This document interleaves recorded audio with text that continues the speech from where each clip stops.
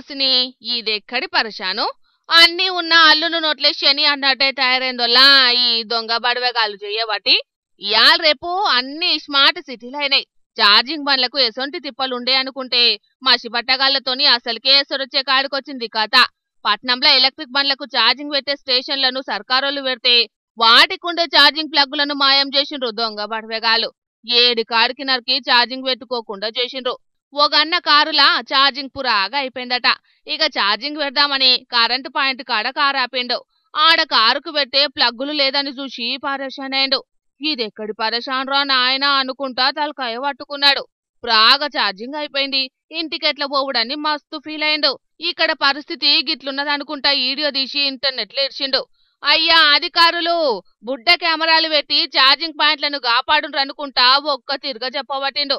మరి ఎవలెత్తుకపోయిండ్రు ఏం కథ అనేది పోలీసోళ్ళ నజరైతే బయటపడ్డది గాని నెరీ అధ్వానంగా తయారైతున్నారోల్లా దొంగ బడవగాళ్ళు. దొంగకు చెప్పే లాభం అన్నట్టు రాగి తీగల కోసం ఉపాయం వేసిండ్రు కావచ్చని అనుకోబట్టిండ్రు అటు దిక్కు జనాలు.